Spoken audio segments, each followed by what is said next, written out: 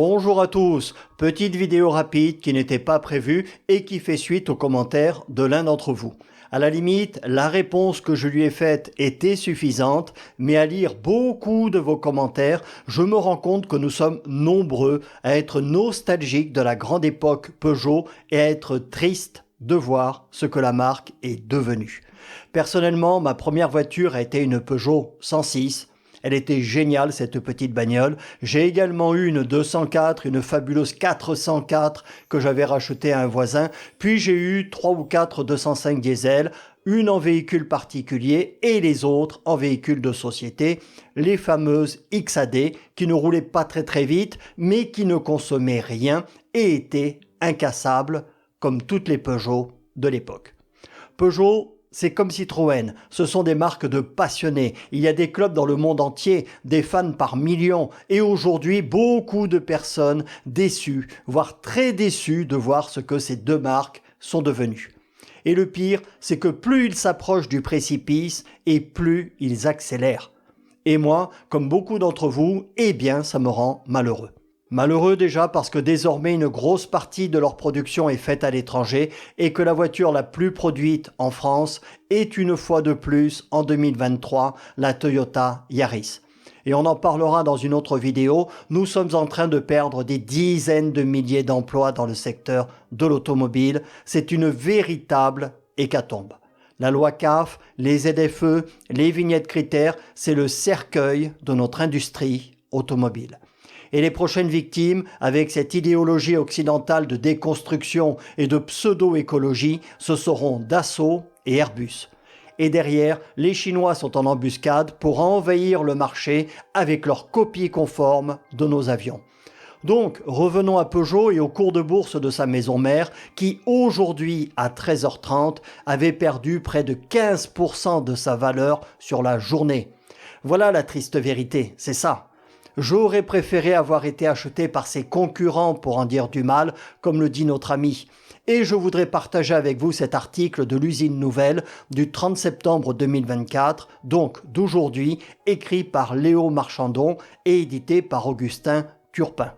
Stellantis abaisse ses prévisions face à ses difficultés en Amérique du Nord. Rappelons que FCA appartient à Stellantis et FCA, ce sont les marques américaines Dodge, Chrysler, Jeep et Ram qui vont très mal en ce moment. Donc Stellantis revoit ses prévisions annuelles à la baisse et indique devoir prendre en compte la décision d'amplifier significativement les actions entreprises pour corriger les problèmes de performance en Amérique du Nord.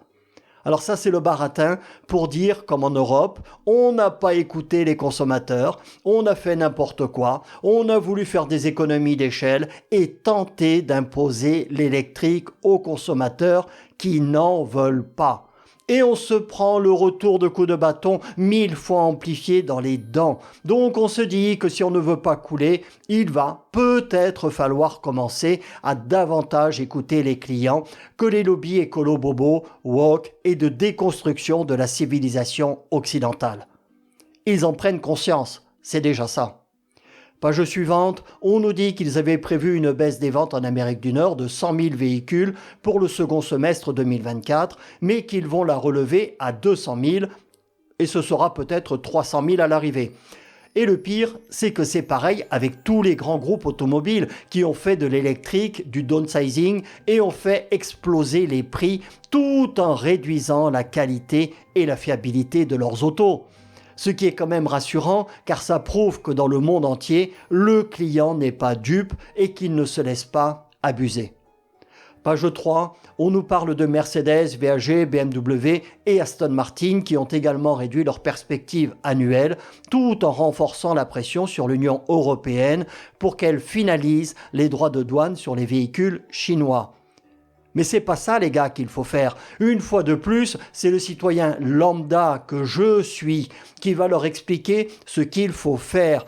Et ce qu'il faut faire, c'est produire les véhicules dont veulent les consommateurs. C'est pas compliqué.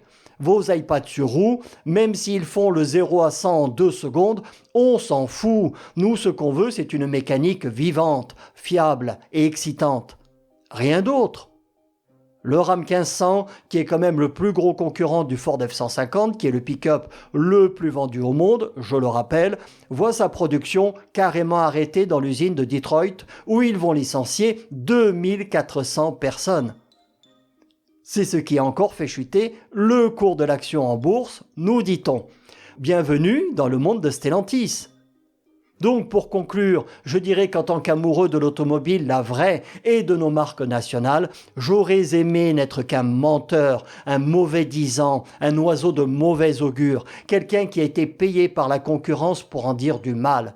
Mais malheureusement, la triste vérité, c'est que toutes, absolument toutes les marques du groupe Stellantis sont agonisantes.